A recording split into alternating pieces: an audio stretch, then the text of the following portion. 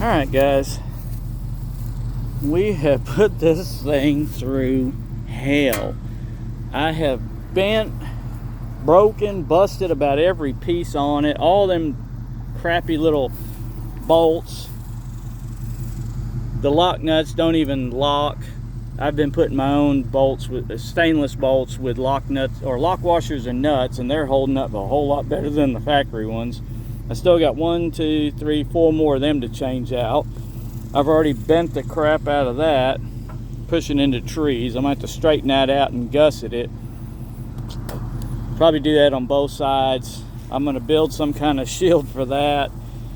I've knocked off almost every one of the little fingers in the front, which that's no big deal. Those needed to come off anyways. I know what they're for, but that little rod just went all the way through, had a little brace in the middle. I think it was like 5/16 rod. It bent up immediately. But I will say this thing keeps on going. I'm gonna call this a poor man's mulcher, because man, this thing is chewing up trees, those little privets like they're nothing. This was all completely solid, and I'm not even done in here yet. We'll take a walk over here. Battery up. Let me shut my truck off before some homeless dude hops in and decides to take it for a joyride. And it mows grass very well too, as you can see. Let's shut this piece of crap off. Hopefully I won't own this thing much longer. I knew it was a mistake getting a gasser. I just didn't realize it was that big of a mistake. Well, that truck's got two things against it. It's got the 6.0 and it's got the 6-speed transmission. I've already fixed the transmission, kinda. I put a new torque converter in it. That solved the shuddering, but it still doesn't act right. Now I think my torque converter, or the catalytic converter, is all plugged up. This was solid. You couldn't even drive through here or barely walk through. That little patch right there, that was the only place it did not have something growing up in it. And little areas like that. All of this was solid privets like this right here. I'm just getting in where I can fit that cutter and cutting all these things down. All this was solid. I mean, it is going to town on this stuff. So I will say one thing, you better know how to change some nuts and bolts and do a little fabricating, because you're gonna have to brace that thing up and do a little work on it.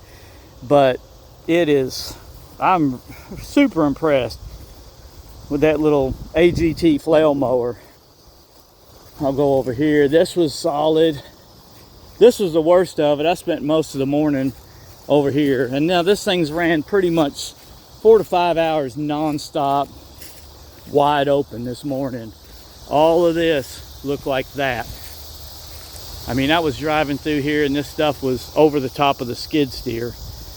And I just plowed right through it. Of course, I had to go back over it a couple of times. I had to stop in here because there's a little creek. It's not very deep, but it is muddy, and I guarantee you I drive off in that, I'll be stuck. And I don't know, I could probably push myself out with the mower, but it would bend it all up the rest of the way, and I don't want to completely destroy it yet. See, like I drove up in there, it looked like this. It's just clearing it right out. So I still got to finish this area, and then I got all that area as far as I can go without getting into that little creek and getting stuck. And then I may have to do some more over there by the road. But right now it is 12:01. I'm gonna take a break, sit in the AC, and get some lunch. Hope y'all enjoyed the video, guys. If you need a cheap little mower to just get rid of a bunch of junk like this and you're not too worried about it, I would highly suggest you go buy one of these things. I'm amazed at how well it works. But get one with the knives on it. Don't get one with the little Y cutters, because they're pretty much for grass and grass only. So, see y'all in the next one, guys. Later.